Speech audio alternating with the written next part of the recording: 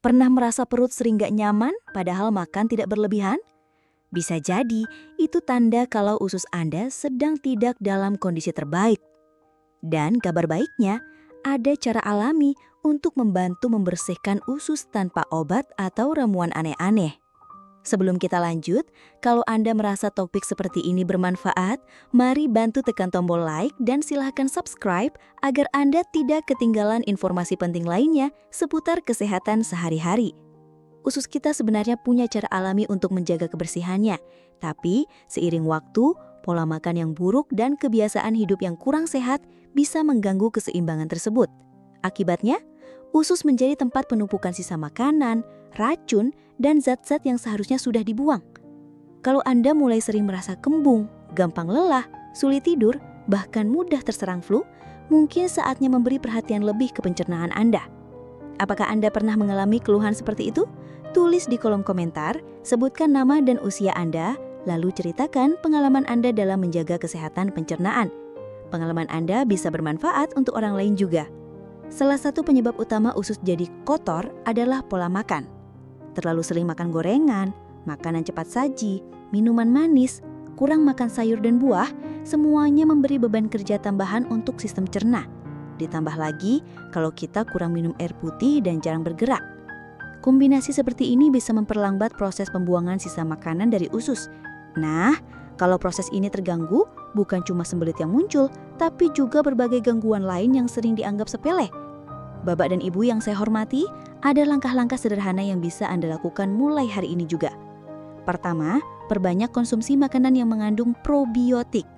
Contohnya, tempe, yogurt, tape, atau kimchi. Makanan seperti ini mengandung bakteri baik yang bantu menjaga keseimbangan flora di usus. Kalau bakteri jahat lebih banyak, bisa timbul peradangan atau infeksi ringan yang bikin perut terasa nggak enak berhari-hari. Kedua, jangan malas minum air putih. Kedengarannya sepele, tapi dampaknya besar. Tubuh yang cukup cairan membantu melancarkan proses BAB, membuang racun lewat urin, dan menjaga keseimbangan seluruh sistem tubuh, termasuk usus. Idealnya, minum sekitar 2 liter per hari. Kalau aktivitas Anda cukup tinggi, silahkan ditambah. Ukurannya gampang, kalau warna urin cenderung bening berarti Anda cukup minum. Satu hal yang sering membuat pencernaan terganggu tapi jarang disadari adalah kurangnya serat. Serat membantu tinja lebih mudah dikeluarkan dan mencegah sembelit.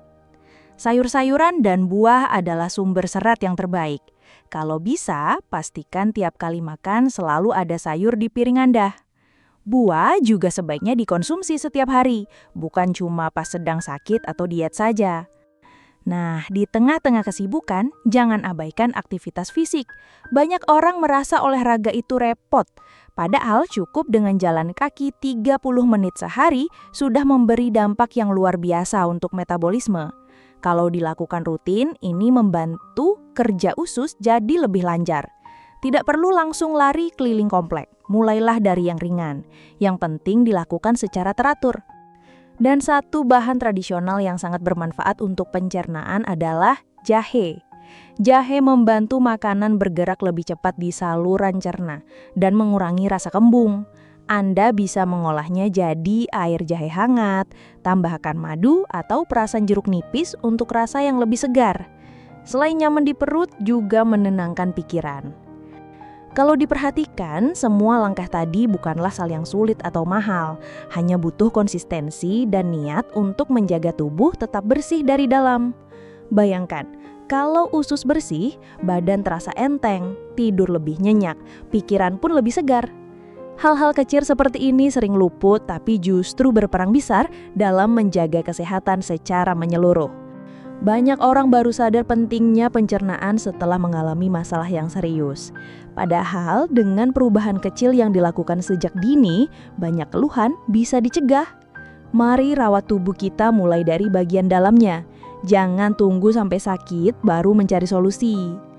Kalau Anda punya tips lain yang biasa dilakukan untuk menjaga pencernaan tetap sehat, silahkan tulis di komentar. Jangan lupa sebutkan nama dan usia supaya kita bisa saling mengenal dan belajar dari pengalaman satu sama lain. Terima kasih sudah menyimak sampai sejauh ini. Kalau Anda merasa video ini memberi manfaat, silahkan tekan like dan subscribe untuk mendapatkan pembahasan penting lainnya seputar kesehatan yang dekat dengan kehidupan sehari-hari.